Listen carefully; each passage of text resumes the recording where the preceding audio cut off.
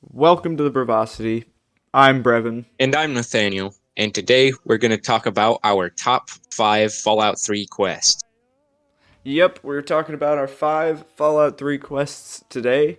Um, Check out our Fallout 3 overdue review coming out next week. And the way we're going to do this is me and Nate both wrote our top 5 quests separately. Neither one of us knows what the other person's list says yet. So this is all our initial reactions to the fact that these are their top 5 quests.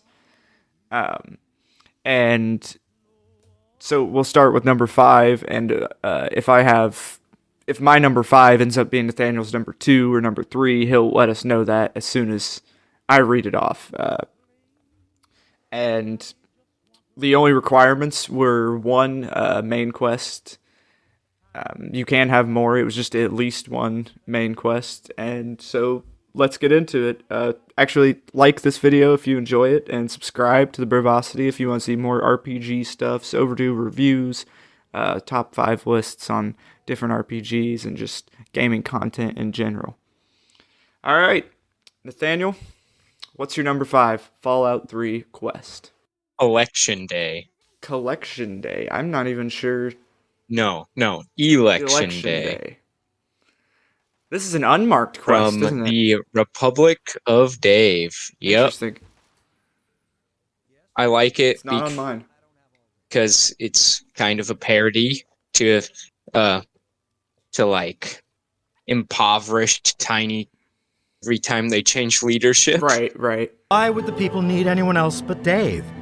And I thought that was really funny, honestly. Yeah, it is a really hilarious quest. Just the whole from the moment you get to the Republic of Dave. Yeah, and also I kind of like how you can just unseat him from power and he'll get all mad and just leave.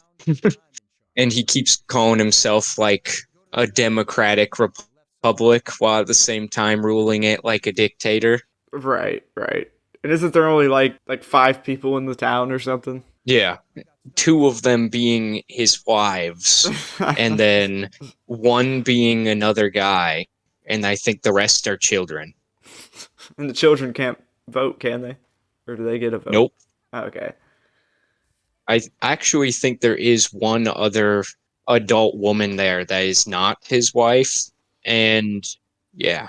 But yeah, that's just a great parody of democracy and democratic republics, especially, and it's just a really funny, good time. But I do have What is your fifth? an unmarked quest on here, but it's not my 5th, and I won't tell you what it is yet. You probably can guess now that I told you it's an unmarked quest.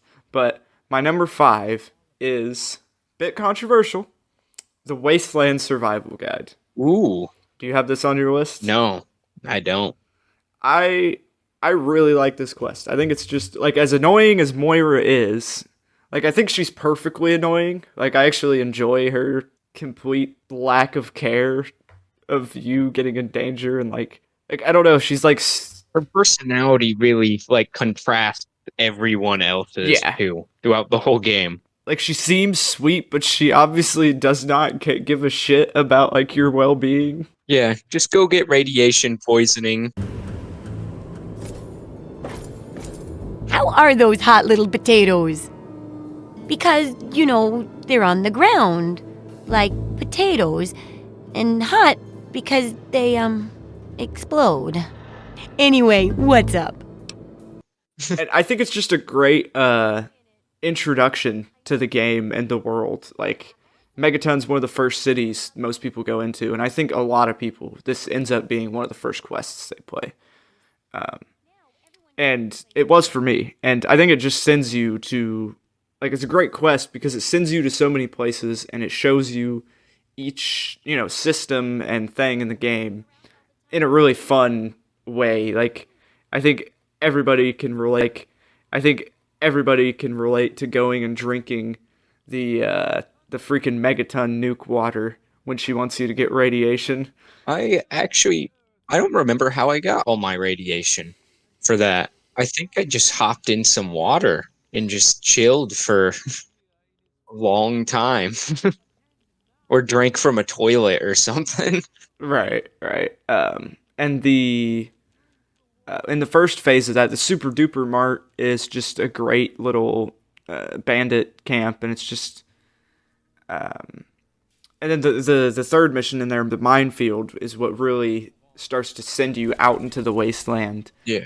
exploring, and that again is a real interesting thing where you've got this whole town full of mines with a sniper on you, and that's a really cool situation. And even just continuing, you got the mole rat stuff, and there's some Mirelurk stuff. It's just a lot of seemingly like somewhat basic quests, but excellently basic and excellently done for being a first quest and getting you out exploring in the world. And there's also a lot of like skill checks we see when you tell her about that stuff. We see like perception checks And intelligence. for radiation, and yeah, and that can actually really help you through getting the survival guide going. And you can also completely Yeah, I think you can skip radiation if you have high enough medicine. That makes sense. And you can also totally screw her over by lying the entire time and not actually going anywhere. You just have to pass speech checks, and you have to like wait a couple days in between telling her, or she'll just be like, "You couldn't have been there." I saw something where you could lie about Rivet City being made, I think, by like underwater people or something. Yeah, I remember. Like that. I remember that. What you're talking about. What'd you do with the Mirelurks, by the way? How'd you get through that? I think I just killed him. You just walked in and killed him when she said not to kill any. I only gave I gave a shit about half of the goals of the extra goals. Like about the other half. some stealth. And then when I got caught by just one of them, I just started running as fast as I could to get to the bottom and get back out. And I think I only took a couple hits. I've never been a big stealth guy in Fallout 3 and New Vegas. Yeah. I'm not a big fan of the way that it works. Oblivion either. I only get like the first shot off just to get that damage bonus, and then all hell breaks loose. But all right, Nathaniel. There's my number 5. What is your number 4 Fallout 3 quest? My number 4 Fallout 3 quest is Stealing Independence. Another one that's not on my list. It's pretty goofy, and I kind of liked the basis for it. A guy's trying to get some of the old world history, try and make sure Abraham Washington.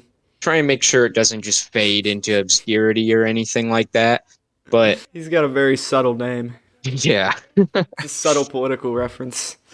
I didn't catch it. Are you serious? Abraham Washington? I'm kidding. Okay. I'm kidding. Obviously. Just making sure. You about scared me there. I made it to the bottom. The bottom of where is that building? Capitol building, or is it? It's the National Archives. National Archives. Yeah. I made it to the bottom of the National Archives. I convinced the robot that I am Thomas Jefferson coming back to move the Declaration of Independence over to a new location to protect it, and it worked completely. And that's just. I thought that it was pretty cool because, I mean, it allows for that speech check, or you can just kill all the robots. It's actually, I mean, robots can be kind of tough in Fallout 3 sometimes, but isn't there something with a ghoul that's also looking for the Declaration?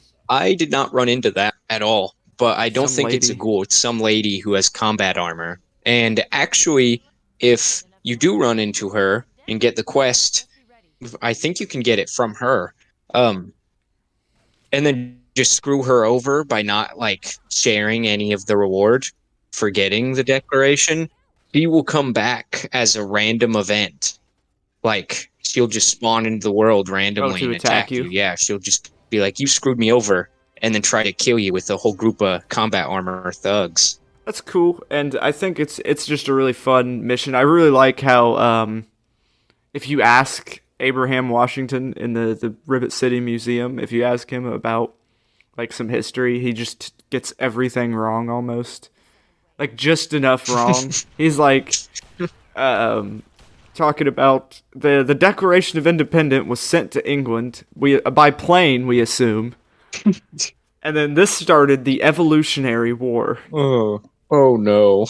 And I think he said it was written by. Was it written by Thomas Jefferson? Yeah, it Okay, was. I think that's what he said. I think he did get that one right. There's also in the National Archives, there's a terminal that will reward you if you can get, I think it's like 8 history questions right that are all about just random history stuff, like who wrote the Declaration of Independence is actually on that terminal, things like Right. that. That's probably all of the knowledge he's got on it. He probably just took that test and then thought he was some historian. What does it reward you with, though? I think if you can get all the questions right, it just gives you some special mentats. I think like orange mentats. Can you imagine that? There's just like a little thing at a museum, Yeah. and you take a test, and they're like, "Here's some amphetamines. Here's some prescription drugs Yeah. as a reward." But if you complete that quest, you can get the schematics for the railway rifle, which I actually really like. Oh yeah, the railway rifle is one of the best small guns in the game, I believe, and it's just a lot of fun to use. You can pin people's heads to walls. Great reward, great quest. Now we're gonna move on to my number 4 Fallout 3 quest. I have the Superhuman Gambit. Ooh, I have that one on my list. I don't want to tell you where it's at yet, but I do have it on my list. You're not gonna tell me where it's at? Just tell me where No. where it's at. I'm not gonna tell you what ranking All right, it all is right. yet. You I'm can gonna tell me keep when it we a get to it. secret. Okay. All right, then this is a good one to talk about. Superhuman Gambit. A lot of people think this quest is overly goofy, and I think a lot of people say that about the entire game, and this exemplifies it. Yeah. It's a fun quest, and I think it does handle the themes of Fallout well. I think it follows, war never changes. The fact that, fighting and war comes from the need to survive and the need for safety Yeah. and stuff. And I think we see that in both the antagonizer and the mechanist, although it's extremely, it's a goofy version of that. And Yeah. just, if you don't know, we have the small town of Canterbury Commons has these two, this antagonizer is what she's called. It's a woman dressed like a supervillain, dressed like an ant, that is controlling these ants to attack their town. And she isn't even really that big of an issue. Like, they're not even bothered by her attacks, really. But then, what is it? That dude, this mechanic, gets his favorite robot destroyed by one of her ants. Yeah. And so he swears revenge and makes a costume. And I think the overall story is pretty good. And I like the idea of the fact that like they didn't care until he started fighting her. Yeah. I think it does a good job at making a kind of like an analogy for what's the word that I'm looking for? Practically like both sides just keep building up more and more. At first she's not even a problem. Then he comes in with robots that are even more destructive, and it makes it an even bigger problem. It's kind of like how it kind of reminds me of almost Cold War Right. type things. Like both sides start Yeah. building up their arsenal more and more, and it's only becoming a problem for everyone else. And yeah, even like, maybe we're giving Bethesda a little bit of credit here, a little bit too much credit here, but even looking at like how the U.S. Goes into the Middle East to, stop these terrorists and help these governments. Yeah, and ends up destroying Yeah. ton of civilian property, even though like the overall goal to stop terrorists It's a good may goal. be a good goal, yeah, but in the end still does more damage to the Yeah. country. It's just like the Mechanist has a good goal, but destroys the town even more than the Antagonizer was. Absolutely. Yeah, that actually is a really, really good comparison there, but I really like how the quest has a lot of choices in the way you get things done.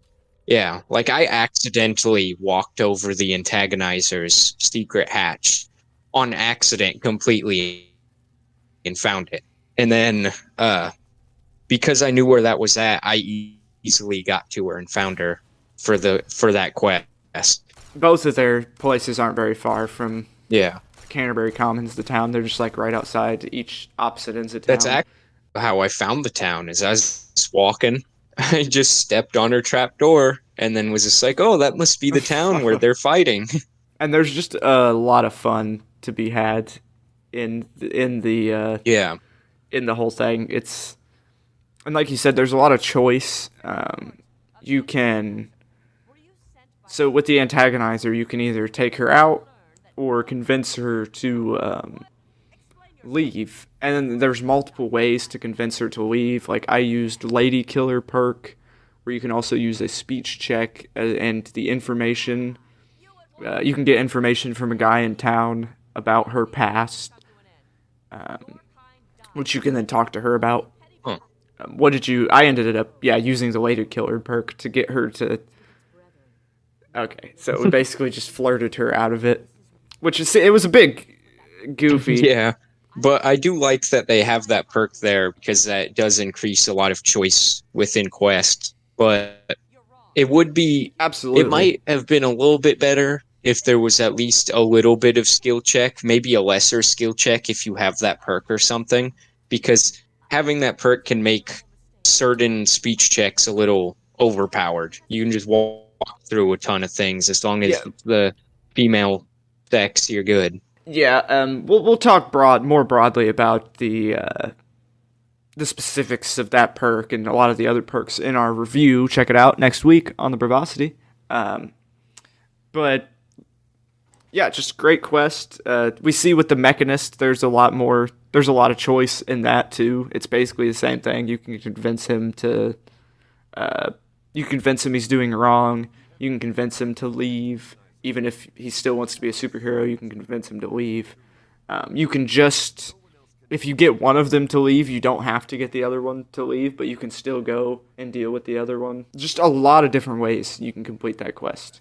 Yeah. What'd you do about the Mechanist? I don't think I could convince him to, because I got the antagonizer to leave first, and then I don't think I ended up convincing him to regularly leave, so I basically just told him that he needs to take he needs to go save the rest of the world, because I saved Canterbury Commons. Huh. That is very interesting. I didn't know you And I could lost do that. karma. You lost karma by convincing him to help other parts of the world? I guess he's just going to go cause more issues or get himself killed was the idea. Yeah. But shows some limitations of the karma system. But again, we'll talk about that in our actual review. I was able to convince him that he's making the town too dangerous for the little kid in the town, and then he felt bad and gave me his super suit. I convinced both of them to back down. Me, when I'm walking into either of their lairs, where's my super suit? What I'm here for. That's all I'm here for. Yeah, that's practically how it was. I got both of their super suits. I only got the one, the antagonizers. But see, that is a lot more choice than I even thought. I didn't know that there was a whole another way you could convince him to just leave. I thought you could only ever just kill him, convince him to stop, and he gives you the suit, or do the same to the antagonizer, which only results in 4 different choices, but there's a few different choices within the methods there. Yeah, 4 different choices, and then you have the more 2 paths. Than most quests. But there's a lot of choice within that quest. But, I mean, that leaves it with actually 6 choices, since what you just said. That's a lot. Right. That's why I like that quest quite a bit. But let's move on here. We'll talk about, Nate, what is your number 3 Fallout 3 quest? My 3rd favorite Fallout 3 quest is Tranquility Lane. Number 3, this is my number 1. Yeah, I like this quest a lot. This quest Tranquility Lane is my favorite campaign quest, for sure. I really like it. Even though I could only ever run into 2 choices within the Tranquility Lane of either figure out the code and cause the Chinese invasion in Tranquility Lane, or do exactly what the guy tells me to do. But I remember my first time playing this game, I had no info on like happens before, and I walk up to that little girl and start talking to her in Tranquility Lane, and all of a sudden switch to an Right. old man Why? voice. I'd like you to kill Mabel Henderson. I was little at the time too, because I mean this She's back when I it's first played Fallout unsettling. 3. I was just like so uncomfortable. It's I mean, definitely unsettling. I was probably playing this game well before when it suggested for people to play this game, since you know, a lot of gore and stuff. I mean, Well, yeah, it's rated M, Nate. You're supposed to be 18. time as Nate long said as I it was wasn't like GTA, 7. I was probably No. like 7 or 8, but as long as it wasn't GTA or Hitman, my mom was completely fine with it most of the time. I think Fallout 3 is worse than GTA when it comes That depends. to graphic stuff. But- And I mean, you could learn a lot more from Fallout 3 than GTA, probably. Yeah. Depending on what GTA game. Well, Come at me in the comments. Fallout 3 is better than GTA. I don't know. That's not what we're talking about. I can sorry. give that opinion to you later. But I was gonna say that when I was first playing through that, and then I realized that that old man is like the overseer, I was like mind blown.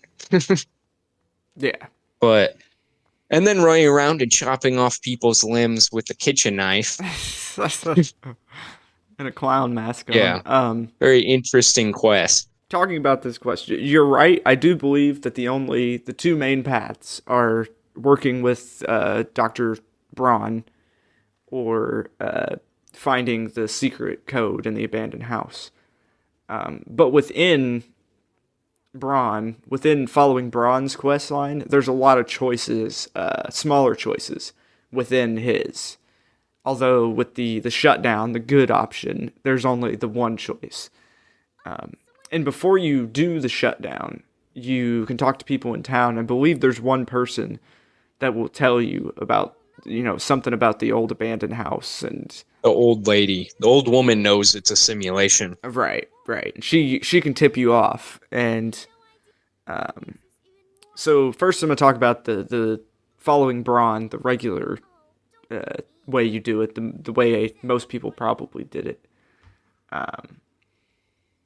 And so it's just a lot of fun. First he has you bullying a child, and then and there's multiple ways to do that. You can either just punch him in the face, tell him his parents are getting divorced Because of him.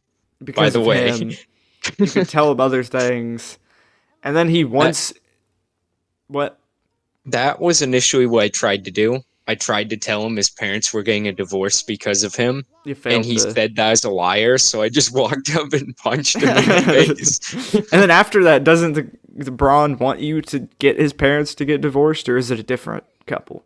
I think it was a different couple, but I'm not entirely sure. I don't remember for certain. And can't you just kill one of them? You can, I'm pretty sure. I believe there's multiple ways. I believe you can drop a chandelier on them. Just go pick up the rolling pin. Always pick up the rolling pin. You can pick up a Yeah, rolling pin. you can and just start beating beat people them with the it. rolling pin. I think just straight off the bat too. Hello.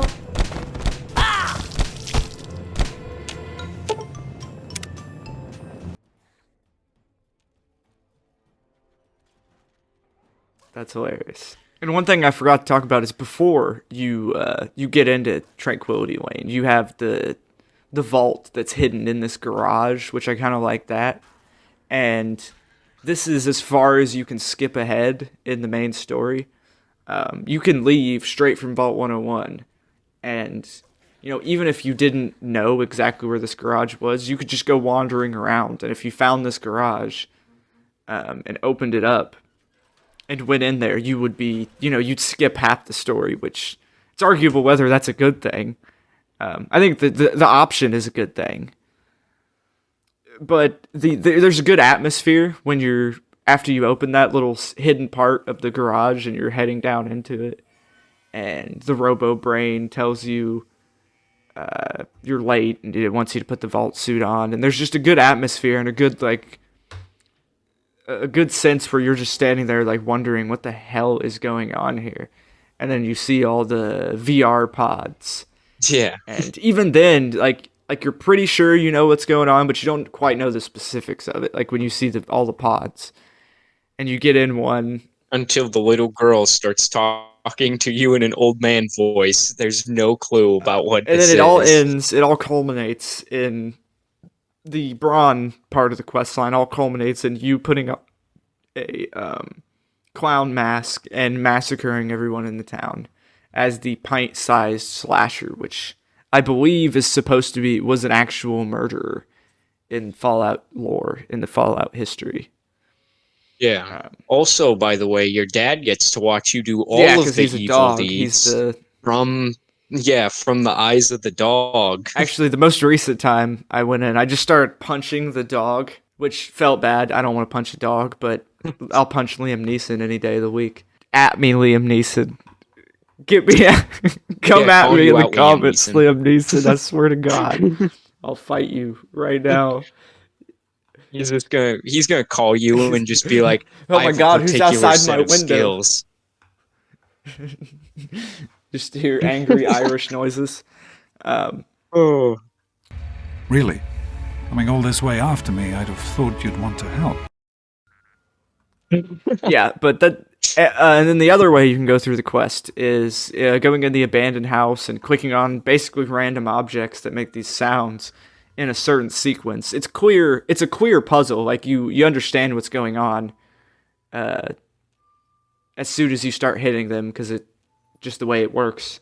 And if you hit them in the correct order, you get this computer console that appears, and it tells you some history about the different simulations that Braun has put these people through, and basically that like shows you how fucked up Braun is in the head and how much he's screwed with these people and just enjoyed it. Like it's just his little playground to mess with these people's minds. And that's really cool. Some cool background lore. But you can set the Chinese failsafe program, which somehow this is the good option in the quest line. But well, I mean, it's kind of either the choice of leave those people in practically hell. I mean, I'd say that's as close to being in hell as you could get, or let them finally get the sweet embrace of death. Yeah, that was put pretty eloquently. You're right. They have lived way past their normal lifetimes too. And I remember the first time, I sort of just stumbled on this the first time. Me too. And then I clicked it, and I'm like, okay, what exactly did that do? And I walk out of the house, and just freaking Chinese soldiers are just gunning them down. I had no idea that was going to happen. But the code right the first time. I stumbled upon the, click on this object. It makes this noise. I sat there forever. And I clicked on them so much, but I could never get the code right, so the computer never appeared. But yeah, that's my favorite quest in Fallout 3. Just a great quest all around. But and you said that's your number 3? Yeah, I like that actually adds its own world space too. It's not just right taking up more from the main map. It's just its own place. So all right, my number 3 Fallout 3 quest. It's also a main story quest. I have 2 main story quests, and this is the other one. Galaxy News Radio is one of my favorite quests in Fallout 3. So this quest starts out after... Wow. How's everyone doing? So this quest starts out after you get the information somehow from Megaton. You can get it most likely from Moriarty or Gob at Moriarty's saloon, or stealing it from Moriarty. And he'll tell you that your father was heading towards Galaxy News Radio. And from here, you were sent towards Washington, D.C., and Galaxy News Radio, and just the trip to Galaxy News Radio is wonderful. Like, and overall, this quest has basically no choice, which is one problem with it. Yeah. But as a sort of linear, combat-heavy ride, it's the best one, I think, in the main story. I really enjoy it because, so you start out, you're heading towards, most likely you'll go past the Super Duper Mart and head towards Washington, D.C., the city, that way. And the metro tunnel it's sending you to, there's this little event where there's the river, and you'll have some raiders on one side, and then the super mutants there's a super mutant with a minigun, and then one with like an assault rifle. Oh yeah. That's how much I've played this freaking game that I know these. I've always events, ran into them like also. the back of my hands. Yeah. They're great introduction. As you're heading to, this is where you'll go. Yeah, to super mutants, and you're just walking towards the city, and all of a sudden they just pop out and attack you. They're freaking crazy screams. Yeah. But from here, you'll go through the metro tunnels, be introduced, and obviously you could do this at any time. You could do this mission at any time. You could go in. You could go to Galaxy News Radio from a completely different way as well. But this is what I think the majority of people have done, and I think this is what it's guiding you to do, especially on a first playthrough. And so you'll end up going through this metro tunnel, which will most likely be an introduction to ghouls, and there's just a lot of fun there. It's a great atmosphere. If it's your first metro tunnel, it's fantastic, Yeah. and there's wonderful atmosphere, and it feels really good. If it's your 10th, though. Yeah, then you're like, it's the same thing. Yeah. But once you come out of here, you find the Brotherhood of Steel fighting super mutants. Lion's Pride, one of the Elder's Daughters group of knights or paladins. And they, if you ask them, they tell you they're heading towards Galaxy News Radio and protecting it from the mutants, telling you can come along. And this is just a great little linear set piece sequence where you're running along with the Pride, the Lion's Pride, Brotherhood of Steel, fighting these super mutants, and there's just a really cool battle going on through all these buildings, and you get like really small choices, like Call of Duty style choice, like you can go upstairs and shoot, or you can come out downstairs, and I mean that's just the openness of the combat in the game altogether, though. Yeah. But it's just a really fun fight, and then once you get to the plaza, the Galaxy News Radio Plaza, you have again, you could go anywhere, you could be doing this at any time, but for a lot of people, the introduction of the super mutant behemoths, where he just breaks through, I think, a lot of people remember this, he just busts through that big pile of rubble, and there's the dead paladin kills Redding with a fat man on him. Redding, yeah, he kills her, and you can grab the fat man off of her, and this will be a lot of people's introduction to the fat man as well. And it's just a great set piece there where you can shoot the fat man, you kill the behemoth, and then you talk to Three Dog, which is one of the best radio hosts in Fallout, in my opinion, and I think Nate's. Yeah, he is. And just a great character, one of the best characters in Fallout 3. Yeah, sadly he doesn't have a ton of dialogue outside of being on the radio, like if you talk to him, but what is there is quality. Even, this is my third favorite quest, but something that does disappoint me a little bit in this quest is if you do it, if you go to Three Dog after your father dies, he has nothing to say about the fact that your father dies. And he's like, he's a guy that seems to know your father decently well. Yeah, he ran into him like right before you show up, is what he said. Right. I don't know if because a lot of people knew him before he went into Vault 101. I'm not sure if Three Dog did or not. I don't think he did. I'm pretty sure he only met him. Yeah, after some stuff in the radio. Out. Yeah, I think you're right. But even after this, this is only like half the quest. After this, you're sent through another metro tunnel to the mall, which takes you to the mall, which is one of the best parts in DC. You know, you've got the Washington Monument, the Capitol building, the Lincoln Memorial way down on the other side, and you've got to go to the Museum of History. You got Underworld here, and there's just, in the middle, there's that glorious trench warfare with all the, like, this trench warfare place where all the super mutants are holed up and the Brotherhood are fighting them, and I just absolutely love this place. Yeah, it's a great introduction to that area. Absolutely. And you're sent in the Museum of History to get this satellite and take it to the top of the Washington Monument, which going to the top of the Washington Monument's great. And your reward for all this is getting to hear Galaxy News Radio all across the Wasteland, wherever you are. I'd say that's a good reward. That's a pretty good reward. But that was a long quest. We spent a lot of time on it. I really enjoy it, even though it lacks... it completely lacks choice, really. It's a very linear thing. I still... Really good introduction to a lot of the game. Yeah, a lot of the game and the enemies, areas. Yeah, I agree.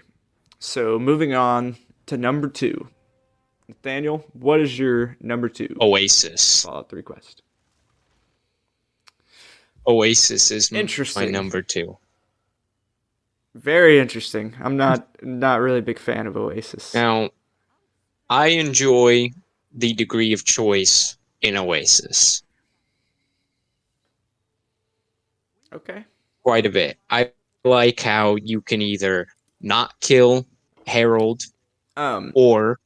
Go ahead. Wait, just go ahead and give what is the quest, though? Oh. Give an introduction to the quest real quick before you talk about the choice. You go into a place that has actual green trees. Very big contrast from the rest of the entire map. And there's a tree with a guy grown into it practically named Harold. And he wants to die because he says it's painful, he can't move, and he has a bunch of weirdos worshipping him as some kind of god who've just kind of like glued or strapped twigs to them. And also keep interpreting everything he says when he asks them to kill him to mean something else. They just keep on interpreting it to not mean anything but what he's saying. And there's just... Which I agree, that is... I think that is a good interesting analogy. Yeah. Yeah, like, to religion as a whole. Yeah. And the things prophets and stuff say. Yeah. Come at me, Catholic Church.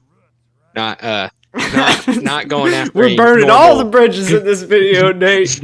We're burning all the bridges. Not Scientologists, come at me, Tom Cruise. Yeah, those habologists, you mean, right? God. For anybody who knows some Fallout... Come at me, Pope Francis. Fallout stuff. Not saying anything bad about Catholic people. Just saying there's been some history in the past with the Catholic Church. I think this parodies it really well. Freaking having a guy speak for an actual skeleton they put on trial one time. I interpret it this way. That is practically what all these people are doing with Harold when Harold asks to die. And they're just like, oh, this means something else. Well, I like the degree of freedom here. You can just leave Harold completely and go with the Oasis people. I think you can just tip off some raiders to go attack the place, or you can go underground and kill Harold by putting stuff on his heart. Underground. I think it's some kind of poison. Maybe. I don't remember. You can also just crush his heart. Oh, yeah, or crush his heart, because he wants you to kill him in the least painful way possible. I mean, I think that's what everybody in the world could ask for. Well, right. Or you can show up with a fat man and just freaking shoot him and make him burn to death. It's so horrible.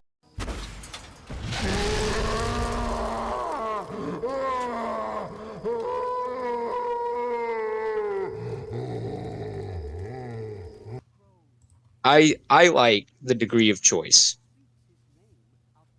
I think Yeah, that and you it does also a good have job. the tree minders, which are what these worshippers are called.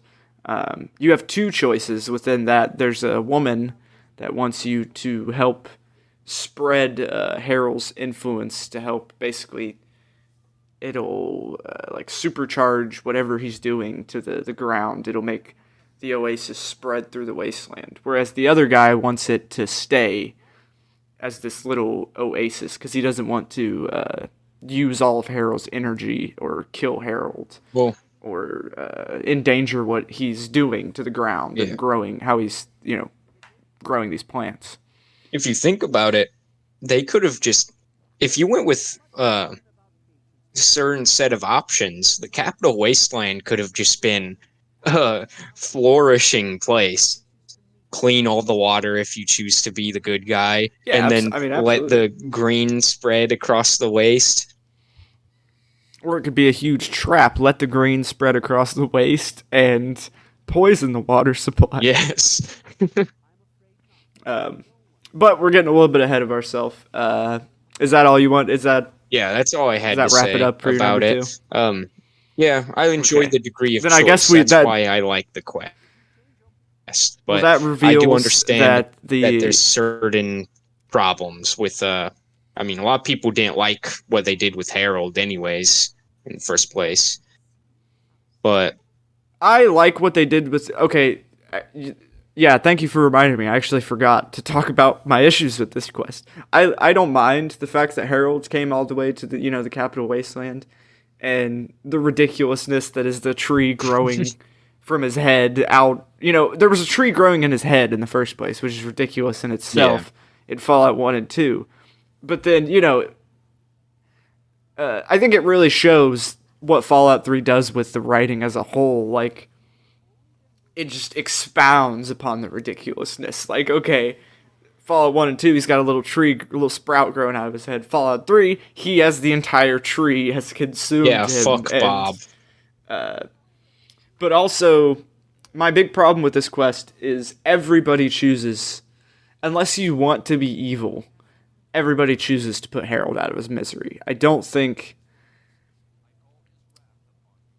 I mean, and maybe it's not even the fault of the writers, because it is a fair moral dilemma. It is a decent moral dilemma. Spread these plants and this growth throughout the wasteland to basically save it, or let Harold die in peace. I mean, that is a pretty well done, morally great dilemma. It's like It's just that everyone I've seen has always chosen to save it's like a Harold. utilitarian. And I guess I thought that was an decision. issue. You can either, but like the extreme utilitarian where there is no bottom line. I mean, normally there's a bottom line of respect, Right. human dignity, never use someone as a means to an end. But I'd say that's a relatively okay end for the means. The guy wants to die anyways, but Right. at the same time, like, you could spread his influence and make a bunch of people happy and not have to worry Yeah, about it's- like starvation and everything. I'd say it's a decently written quest. It's really not it's not necessarily the fault of the writers that choice isn't, that people don't choose the other options in that if they're trying to do the good thing. It's kind of the fault of the writers, but I still wouldn't say it's badly written, that it's a bad choice. But moving on from that was your number 2? What is your number 2? Well, wait up. That reveals that my number 4, the Superhuman Gambit, that's your number 1? Yep, it is. That's my number 1. Superhuman Gambit is your favorite quest in Fallout 3. That's interesting. Surprised. Very surprised by that. It's a good quest. Offers a lot of choice, like we talked about. Is that why? It's your favorite quest? Because it offers so many choices? That's probably why. Yeah. I mean, I think it's I mean, I know you're a big superhero guy. Yeah, but it's a fun quest from just me playing it, perspective. It has all those choices, so I think he does a pretty good job along with the role playing aspects. And then I enjoy the unique items that you can get at the end of it, and I like the ridiculousness of it all to a certain extent. And I mean, well, like we talked about, it's ridiculous, but it falls in line yeah, with the themes. overall themes of Fallout. And I think that's why it works to me. Yeah, and that's why that's my favorite one. That's a good. It's not. It surprises me, but it's not a bad Fallout. It's not a bad favorite Fallout 3 quest. I can certainly think of worse ones. Yeah, and you've definitely convinced me that it is a better quest than I might have thought before. It's better. I mean, it was my number 4, but it's a good quest. All right, so my number 1, Tranquility Lane. Your number 1, Superhuman Gambit. Bit strange order. We ended up reading these in, but the last pick, my number 2 favorite Fallout 3 quest is Ondale. An unmarked quest. A very small, unmarked quest. Do you remember this one, Nate? I do not remember this quest. Ondale? It's a very small, unmarked quest. So, I think as soon as I start explaining it, you'll remember. You might not have ran into it on your current playthrough, but I know you've played through it before. There's a small town with about 4 houses, and it's the nicest. It's the best town in America, the nicest town in America. Everybody that lives there is just happy as can be.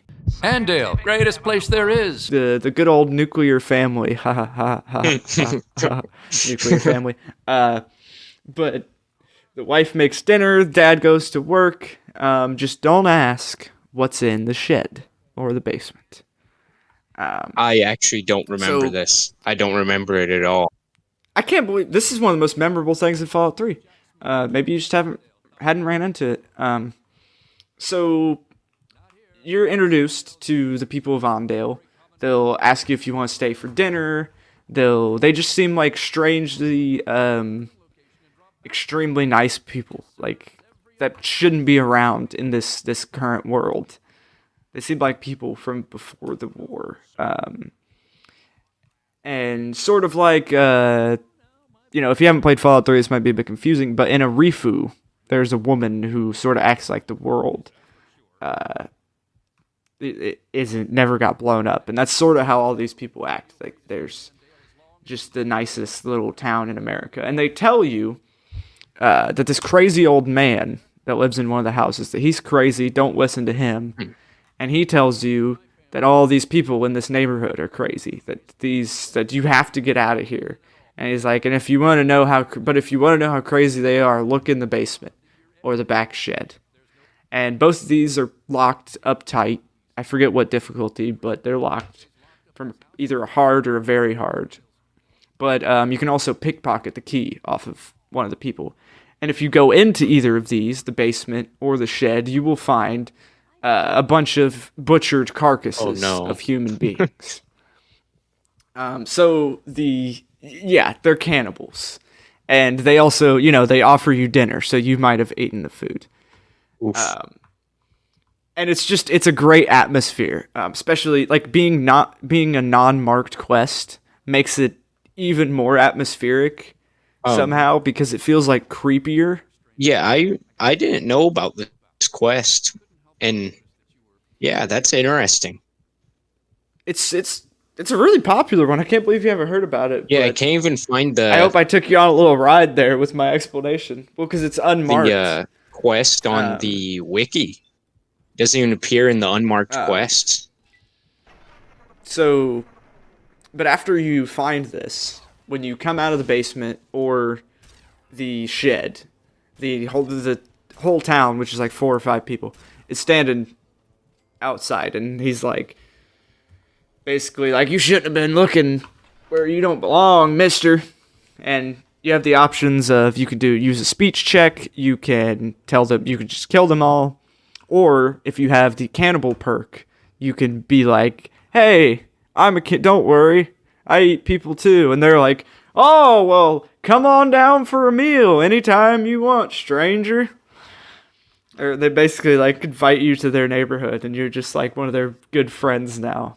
And it's very small, only a tiny bit of choice, but the atmosphere of it all and just the memorableness of it is why it's at my number 2. That is actually really interesting. You'll have to go check it out now that we talked about it. So Where on the map is it, by the way? I don't know. You just have to look up Ondale. With an A? But all right, wrap the video up. Yeah, I'm going to go through... let's both just read off our whole lists just to give a little bit of a review. So my number 5 was Wasteland Survival Guide. My number 4 was Superhuman Gambit. My number 3 was Galaxy News Radio.